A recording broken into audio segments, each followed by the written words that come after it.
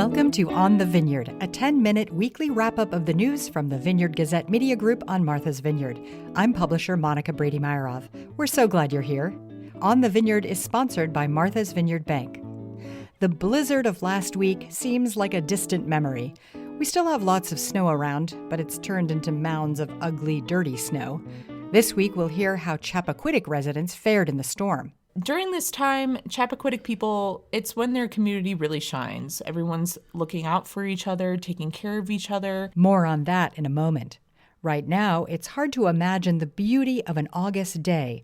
But with clocks springing forward this weekend, I know spring is around the corner. We're making chili, so you don't have to worry too much about your... Is that good? That's fine, yeah. We're just going to cook that down. Okay. Yep. Okay. During the winter months, one of the many volunteer activities is to help cook a meal for guests at the Harbor Homes Winter Shelter. And by the way, you can read in the Gazette that Harbor Homes just purchased a new permanent overnight shelter this week. I was going to put a little pork in, but a little birdie said two people over there don't eat pork. In the kitchen of the Federated Church in Eggertown, volunteers chopped onions and mixed batter. The gathering is called Joyful Eatings. It's a weekly winter event at the church to cook together and then deliver the food to the shelter for Sunday dinner. But we're going to put the onions in first if we can. To saute them. Today's meal is chili and cornbread. A local chef volunteers to lead the meal prep. In addition to helping prepare a hot meal for vulnerable members of our community, you learn something about cooking. This week, I learned putting a little mustard into your chili really adds to the flavor. And congratulations to the high school boys hockey team for a great season. They advanced to the quarterfinals, but lost to Littleton High School, the number 2 seed. Here's a listen back to the mayhem that broke out when Griffin Callahan scored the last goal in the 6-0 game against Dennis Yarmouth in the playoffs.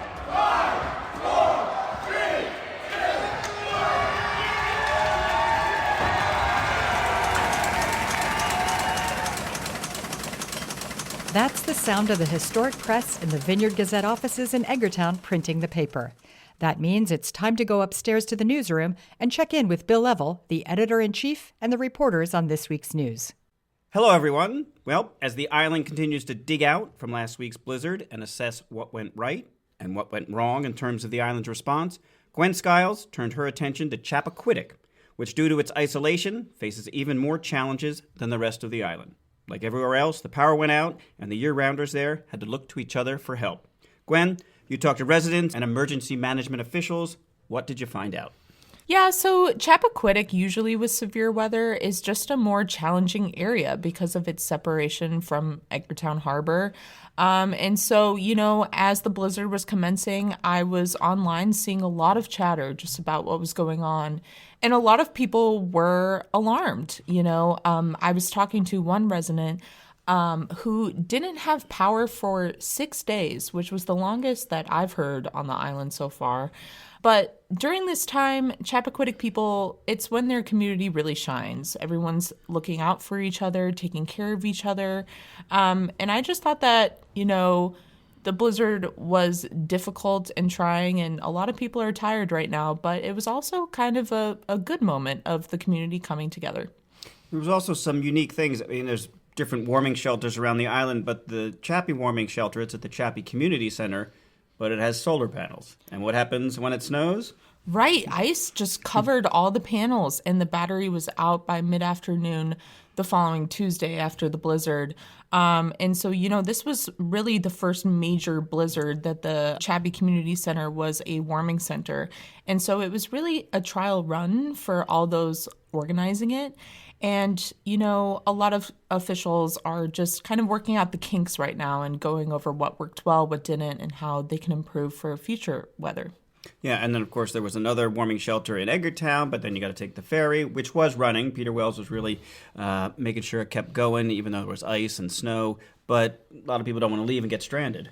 Right. And I also heard a lot of people saying, their homes didn't have power, so they were heating them with wood-burning fireplaces, and they didn't want to leave their homes unsupervised.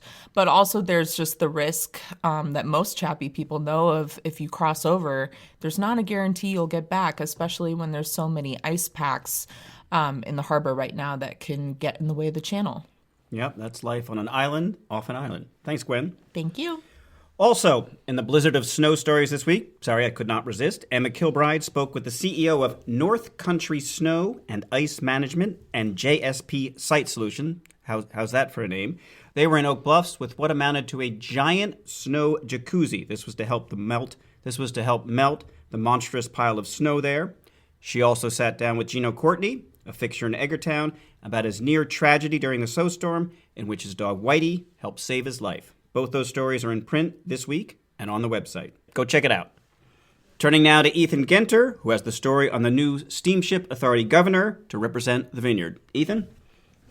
Hey, Bill. The Dukes County Commission this week appointed Ted Gavin to be the new governor. Board member, represents the Vineyard for the Steamship Authority. This is one of the most influential positions for the island. They hold 35% of the vote on that board, and our daily lives are in these people's hands. And so, this was a huge vote this week. It changes from Jim Malkin, who had been there on the board for 2 terms. The county seemed really excited about him. Yeah, and there was a lot of people who applied, but then they windowed it down to 3 for the interviews, right? Yeah, there was 14 applications in total. They windowed it down to 3 finalists. Along with Mr. Gavin was Gail Barmakian, a former Oak Bluffs selectman and an attorney. And then there was also Cameron Nayron, who is an Oak Bluffs resident and was a retired captain in the Coast Guard and works currently at Joint Base Cape Cod. And did they talk about how they made the decision? Yeah, so they interviewed all 3 of these folks this week in public. And what they really liked was Ted Gavin's experience in the business world, in the corporate world. He runs a firm that basically helps companies in chaos, which a lot of people would probably tell you is the situation going on at the steamship right now. But so he has a background, helping companies that are in crisis, helping turn them around, straighten out the boat, even the keel here. They were really excited about that. They felt that that kind of financial corporate world experience is what was needed at the Steamship Authority. All right. Well, good luck, Ted Gavin. Thanks, Ethan. Thank you, Bill. You can read more on these stories and all the news for free at vineyardgazette.com. Sticking with the cooking theme, tonight is a tasting and cooking event at the Harborview Hotel called Island Flavors Unleashed.